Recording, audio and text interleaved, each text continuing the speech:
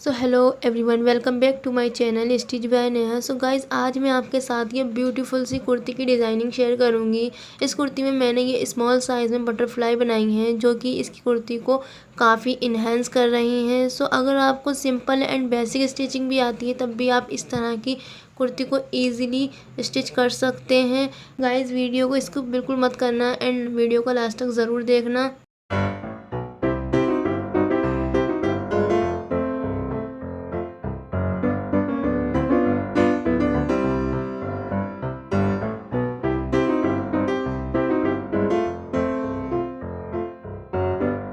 तो स्टार्ट करते हैं। यहाँ मैंने गाइस ये 5 मीटर रियोन फैब्रिक लिया है जो कि काफ़ी light weight and soft fabric है।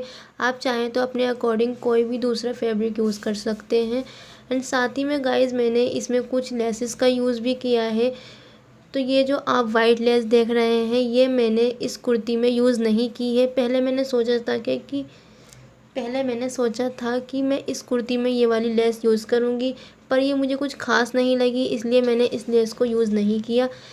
सेम वाइट लेस की तरह ये पिंक लेस है जो कि हमने हाफ मीटर ली है एंड ये हमने सेकंड वाली लेस जो ली है वो 4 मीटर ली है और बाकी की लेस जो है वो 2 मीटर एंड 1 मीटर है। तो इस कुर्ती में मैंने ये 4 लेसेस यूज़ की हैं।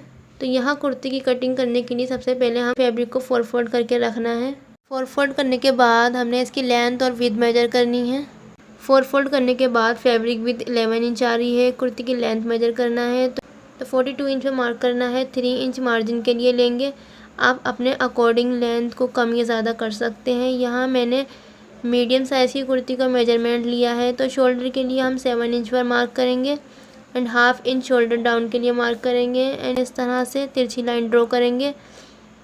7 इंच शोल्डर डीप मार्किंग के लिए करना है।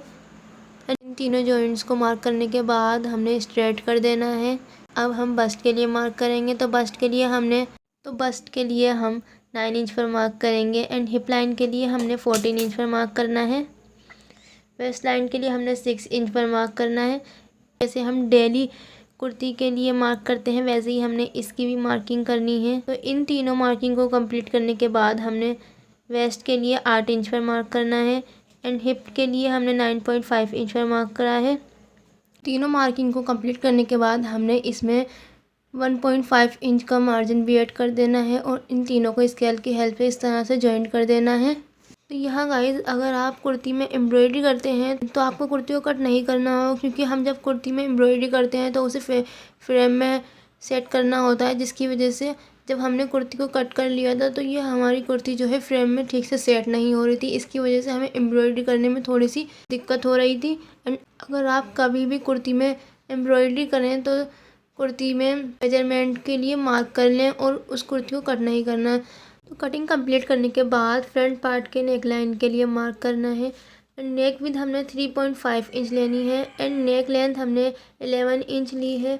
वो इसलिए क्योंकि 11 इंच के मार्क पर हमने लेस स्टिच करनी है। मार्क करने के बाद हमने स्केल की हेल्प से नेक लाइन को वी शेप में ड्रॉ कर लेना है।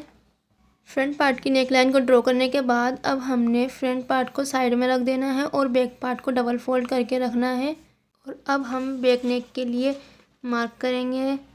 3 इंच पर नेक विड्थ मार्क करेंगे एंड नेक डीप के लिए हमने 4 इंच पर मार्क करना है।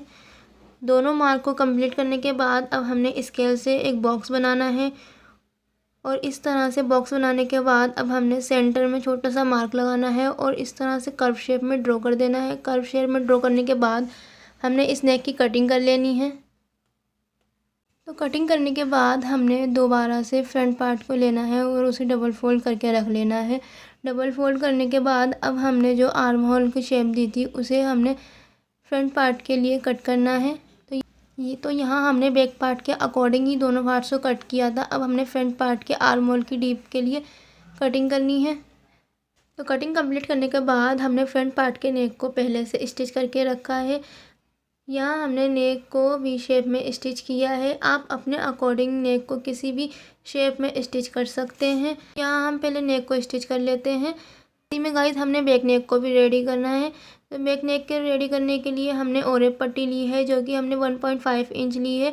यहाँ हमने ओरेप पट्टी को डबल फोल्ड करके नेक के चारों तरफ रखना है और उसे स्टिच कर लेना है। तो यहाँ हम पहले दोनों नेक को रेडी कर लेते हैं। तो बैक नेक और फ्रंट पार्ट के नेक को कंप्लीट करने के बाद हमने दोनों पार्ट्स को लेना है और इस तरह से इन दोनों पार्ट्स को शोल्डर से मिलाते हुए स्टिच करेंगे। एंड शोल्डर के साथ ही हमने इसमें लेसेस भी स्टिच करनी है। पहले ये हम बॉर्डर पे फर्स्ट लेस लगाएंगे। तो यहाँ हमने 4 तरह की लेसेस यूज़ की हैं बॉर्डर के लिए और नेक लाइन के लिए। तो ये हमने फर्स्ट लेस लगानी है अपने दामन पर। एंड उसके बाद हमने ये तीनों लेसों को इसके ऊपर 1.5 इंच का गैप देते हुए लगाना है। यहाँ गाइज आप अपनी चॉइस के अकॉर्डिंग लेस को कम या ज़्यादा कर सकते हैं। मैंने इसमें 4 लेसेस यूज़ की हैं जो कि मैं इसकी नेक लाइन और बॉर्डर पर लगाऊंगी। तो यहाँ हम पहले इसके बॉर्डर पर और नेक लाइन पर इस तरह से लेसेस लगाएंगे। तो मैंने नेक लाइन पर 3 लेस यूज़ की हैं। दामन पर लगाने के बाद लेसेस हम नेक पर लगाएंगे। तो नेक के लिए हमने 3 लेसेस यूज़ की हैं। तो हम नेक पर इस तरह से वी शेप में 3 लेसेस स्टिच करेंगे। 1 बाय 1 करके इन सारी लेसेस को पूरी कुर्ती में स्टिच कर लेंगे। यहाँ हम पहले कुर्ती में लेस स्टिच कर लेते हैं। तो यहाँ गाइज़ हमने एक एक करके अपनी लेस को कुर्ती में स्टिच करना है। एंड गाइज़ आप वीडियो पूरी देख तो लेते हैं पर उसे लाइक एंड सब्सक्राइब नहीं करते हैं। तो प्लीज़ वीडियो को लाइक एंड सब्सक्राइब कर दिया करो।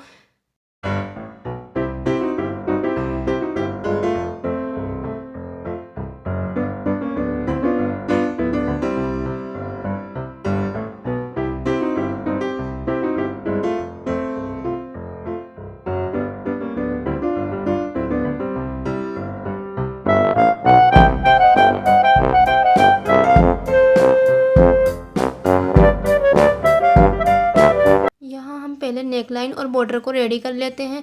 एंड उसके बाद हम इसका लुक देखेंगे कि ये बिना एम्ब्रॉयडरी के भी काफ़ी अच्छी लग रही थी।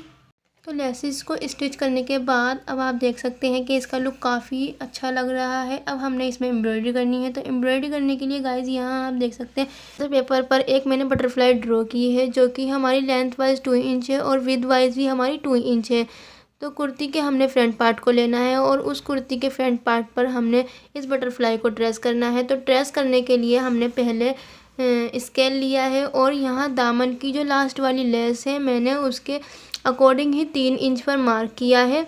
इस तरह से हमें एक मार्क मिल जाएगा। एंड जो हमने दामन पे मार्क किया है उसी मार्क के अकॉर्डिंग हमने बटरफ्लाई को इस पर ट्रेस करना है। तो यहाँ हम मार्क के अकॉर्डिंग इन तीनों बटरफ्लाई को ट्रेस करेंगे। अब इस तरह से फैब्रिक के नीचे पेपर वाली बटरफ्लाई को रखना है और उसको मैंने पेंसिल से ट्रेस किया है। आप इसे मार्कर से भी ट्रेस कर सकते हैं। ये मुझसे ठीक से ट्रेस नहीं हो रही थी जिसकी वजह से मेरी सिस्टर ने मेरी हेल्प की इसे ट्रेस करने में। तो यहाँ हम पहले इन तीनों बटरफ्लाई को पेंसिल से ट्रेस कर लेंगे। यहाँ गाइज हमने इसमें जो है कुर्ती में 12 बटरफ्लाई ट्रेस की हैं। तो आप चाहें तो इसमें कोई फ्लावर वगैरह भी ट्रेस कर सकते हैं या आपको कुछ और इसमें किसी और पर एम्ब्रॉयडरी करनी है तो उस पर भी इस तरह से एम्ब्रॉयडरी कर सकते हैं। लेकिन ये रेडी होने के बाद बहुत ही प्यारा लुक दे रहा था। तो मुझे ये लग रहा था कि ये रेडी होने के बाद ज़्यादा ख़ास नहीं लगेगा, लेकिन ये जब रेडी हुआ तो ये काफ़ी अच्छा लग रहा था। तो यहाँ मैंने सारी बटरफ्लाई ट्रेस कर ली हैं और जो मैंने फर्स्ट लाइन में 3 बटरफ्लाई बनाई हैं एंड सेकेंड लाइन में मैंने 2 बटरफ्लाई बनाई हैं। इसी तरह से हमने फिर से 3 बटरफ्लाई बनाई हैं और ऊपर की तरह हमने 2-2 बटरफ्लाई बनाई हैं। तो इसी तरह से हमारी 12 बटरफ्लाई बन गई हैं। जो मैंने फर्स्ट बटरफ्लाई बनाई है वो मैंने 3 इंच पर करके बनाई है और सेकंड वाली लाइन में जो हमने बटरफ्लाई बनाई है वो हमने 11 इंच की दूरी पर बनाई है। सेम प्रोसेस हमें ऊपर तक करना है। तो अब हम इस कुर्ती पर एम्ब्रॉयडरी करेंगे। तो एम्ब्रॉयडरी करने के लिए फैब्रिक को मैंने फ्रेम में सेट कर लिया है एंड बटरफ्लाई की आउटलाइन करने के लिए मैंने ये गोल्डन थ्रेड लिया है जिसे कि हम कसब भी कहते हैं। इसी वाले थ्रेड से मैंने पूरी बटरफ्लाई की आउटलाइन करनी है। अगर आपको आरी से एम्ब्रॉयडरी करना नहीं आती है तो आप दरदोजी वाली सुई से भी आराम से ये एम्ब्रॉयडरी कर सकते हैं। तो साइड में आप एक वीडियो देख रहे होंगे जिसे मैंने दरदोजी वाली सुई से पूरा किया है। इस पेज को मैंने उसी सुई से कंप्लीट किया है। अगर आपको देखना है इसे मैंने कैसे किया है तो मैं इस वीडियो का लिंक डिस्क्रिप्शन में ऐड कर दूंगी, आप बाद में जाके उसे चेक कर सकते हैं। गाइज़ अब मैं इस बटरफ्लाई की पूरी आउटलाइन को कंप्लीट कर लेती हूँ। इसी तरह से मैंने अपनी 12 बटरफ्लाई को पहले पूरा कंप्लीट कर लेना है, उनकी सारी आउटलाइन कर लेनी है। उसके बाद हमने इसमें बीड्स एंड सीक्वेंस को ऐड करना है।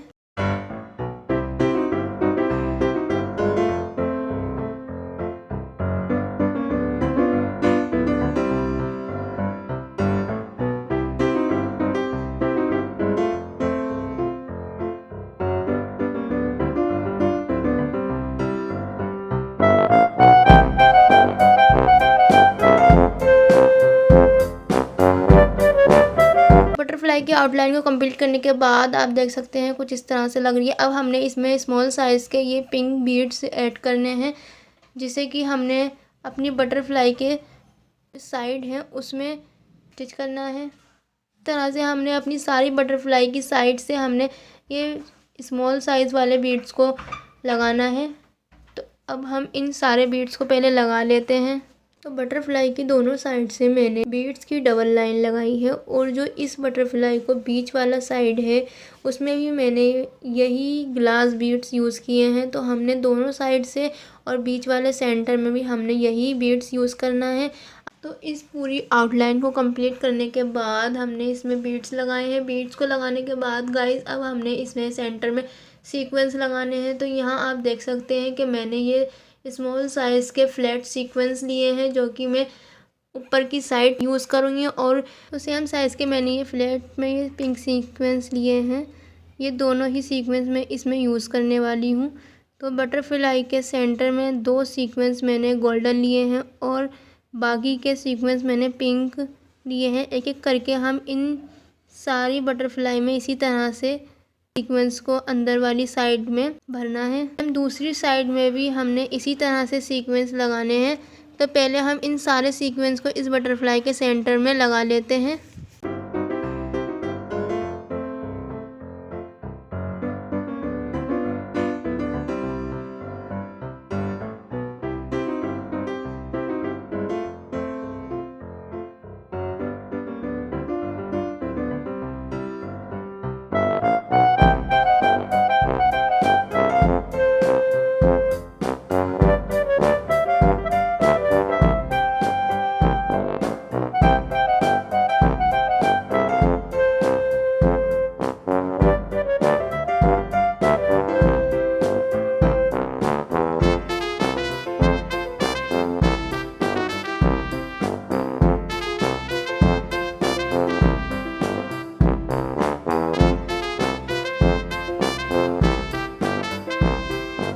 सारी बटरफ्लाई को रेडी करने के बाद आप देख सकते हैं कि इसका लुक कुछ इस तरह से आ रहा है। अब हमारी यहाँ हमारी कुर्ती ऑलमोस्ट रेडी है। अब इसकी एम्ब्रॉयडरी वाली साइड को हमें अंदर की तरफ रखना है और इसकी फ़िटिंग की सिलाई लगा लेनी है।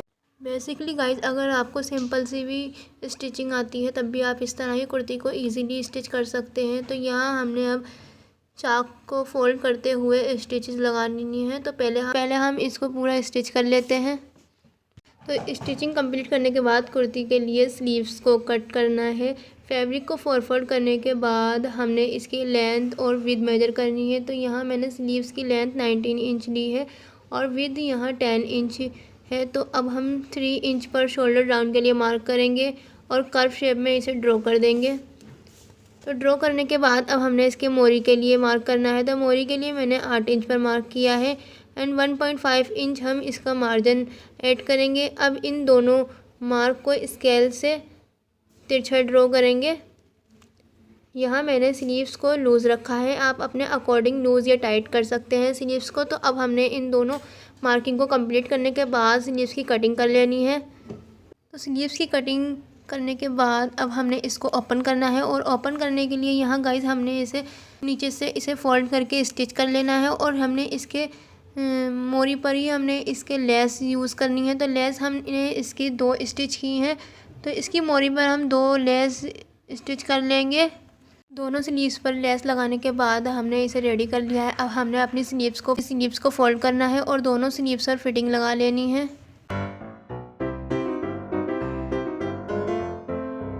फिटिंग लगाने के बाद गाइस आप देख सकते हैं कि यहाँ हमारी कुर्ती और स्लीव्स दोनों रेडी हैं।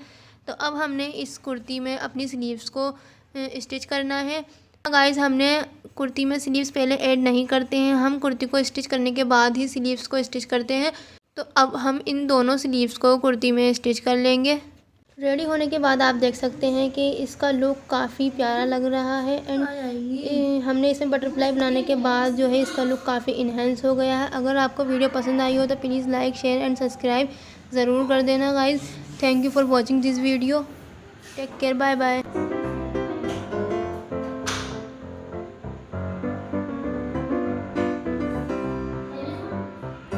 हाथ से दिखाइए, हाथ से दिखाइए।